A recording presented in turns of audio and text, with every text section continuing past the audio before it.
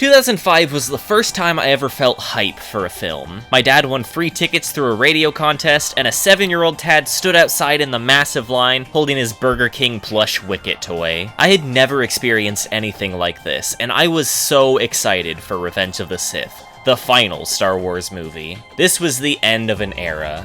Suddenly, it's 2015, and I'm in an equally massive line. The crowd outside Regal Cinema stretches to the other side of the mall as we all wait to watch The Force Awakens opening night. This was the beginning of a new era. The gap between these two films is really interesting to me. These were the two biggest, most hyped Star Wars movies that I had been alive for. Technically, I was alive for The Phantom Menace, but I was this small, I don't even remember if I went to the theater. But what happened in the decade dividing these movies? There was the Clone Wars movie. The theater consisted of me, my dad, and one other dude. Nobody went to see this. This era was carried by the Cartoon Network series and the LEGO games. There was a lot of Star Wars happening, but the main force, being the movies, were over. And we got a lot of weird things during this time. But one of the strangest, most important, most forgotten pieces of media from this period was the re-release of Episode 1, The Phantom Menace, in 3D, brought to you by Brisk. Star Wars Episode 1, The Phantom Menace in 3D, and Brisk present. What's that telephone? Oh, sorry, it's Hollywood. Gotta take this.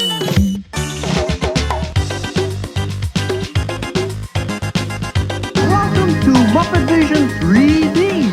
3D movies, those were a thing for a minute. Now, as everyone knows, they peaked with Muppet Vision 3D, but aside from that, in like Spy Kids 3D, Game Over, I never really got too into these. But 2009's Avatar was the revolution. To a general non-Muppet audience, this was the height of 3D excitement. Everyone thought 3D was the future. So I was on the bus going to middle school, drawing Comic Cat or something, while the radio host talked about 3D movies, and one of them said, hey, they should put Star Wars in 3D, and I was like, dang, that'll never happen. But a couple years later, sure enough, they announced that all 6 Star Wars films are being re-released in theaters in 3D. Starting with the first one. Not that first one. No, not even that first one. Yeah, that first one. Finally, we're getting the Gooberfish in 3D. Obviously, I had to see it, and they didn't give us just any old regular 3D glasses. No, these are regular old 3D glasses with Darth Maul's face on the plastic. And they're red. They're pretty cool, they're not very comfortable. I mostly want to talk about the bizarre marketing and weird promotional material surrounding this release, but I guess I should also talk about my thoughts on The Phantom Menace itself. Now, controversial opinion, this movie is not very good. However, I do think it's really neat. I think it's fascinating how the long-awaited return of, like, the biggest movie franchise ever at the time is a film that has almost nothing in common with the originals. Tonally, these are complete opposites. They don't even look like they're a part of the same franchise.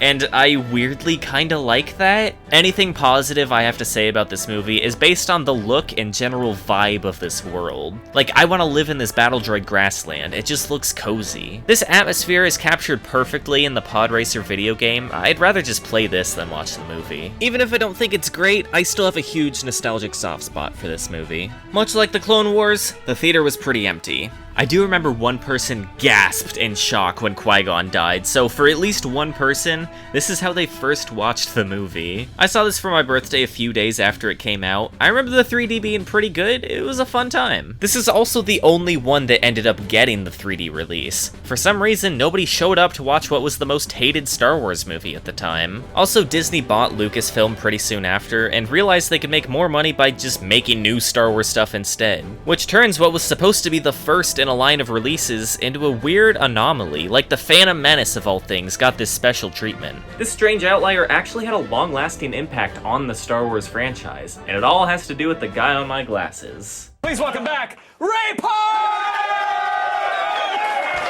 It's been almost 15 years. It has. Since episode 1. It has. What happened? I was 22, turning 23 on the movie, and now I'm 37. I've got some grey hairs to show it. So. Yeah, amazing, amazing. Well, now it's in 3D.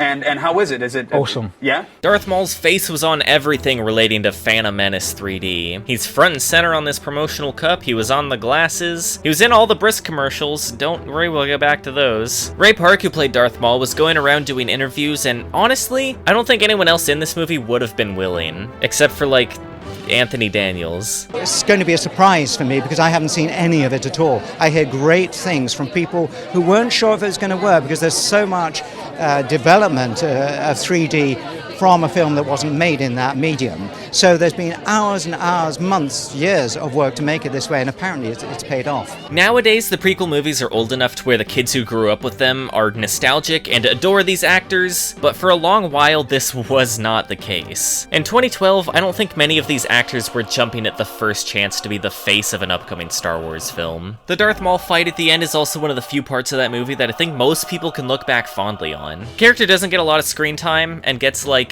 one line, I think, but everyone thinks this guy's awesome, so yeah, it makes sense for him to be featured so heavily in the promotional material. And this was just the beginning of a massive Darth Maul renaissance. A few weeks later, he would return in the Clone Wars series, becoming a recurring character. People thought Maul was cool before, but Clone Wars skyrocketed his popularity. He would go on to appear in Rebels, the Han Solo movie, I still don't know why he was here. Just about any Star Wars product in 2012 had his face on the box. He was always one of the big faces of the Phantom Menace, but all these years later he was becoming one of the faces of Star Wars the brand. And I think it's neat that this resurgence started with the Phantom Menace 3D. It was only in theaters for a short time well over a decade ago, but if you want to watch the 2012 3D re-release of the Phantom Menace,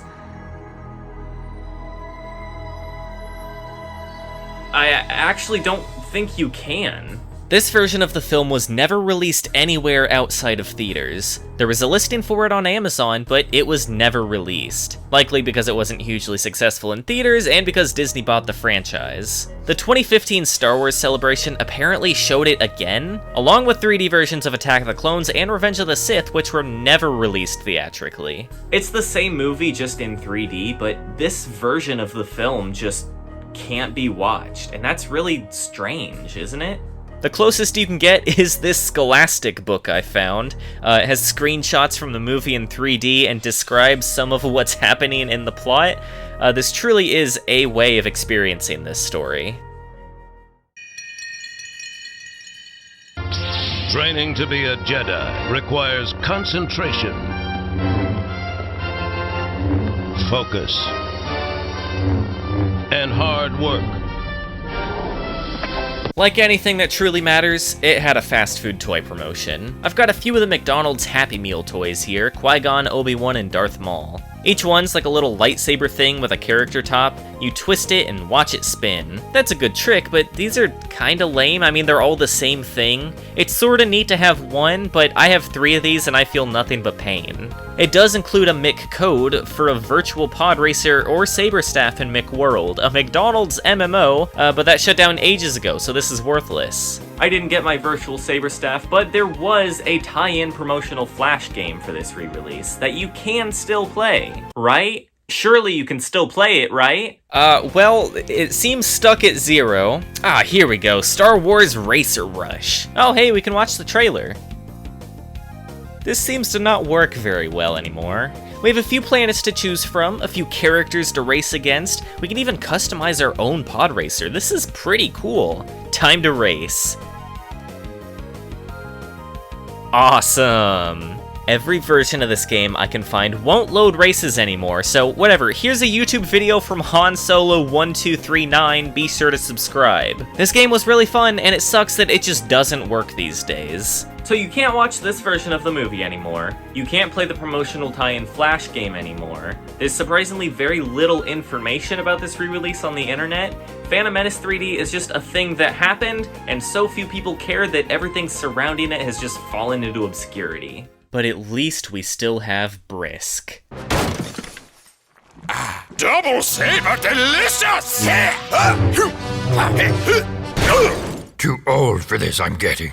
That's Brisk, baby! Yeah, Phantom Menace 3D had this huge cross-promotion with Brisk. To quote Pitbull088211, please make more of these to funny. We got a bunch of these really weird little shorts featuring Darth Maul talking about iconic scenes from the Phantom Menace and doing these little skits. Hey, baby, you are like a redheads? My personal favorite is where Darth Maul witnesses his own death and goes to hell. There's also a few where Darth Maul talks about the mobile game Brisk Saber, challenging viewers to beat their high scores. This game was delisted years ago, you can't play it anymore, but it was basically the classic game Fruit Ninja, only you chop beloved Star Wars characters into pieces with a lightsaber. This makes me thirsty for some Brisk tea. I know this big cross-promotion feels kinda random, but it's actually an homage to the marketing of the original Phantom Menace, where they did this big Pepsi cross-promotion. It's like poetry, you know, it rhymes. Well, you gotta refuel.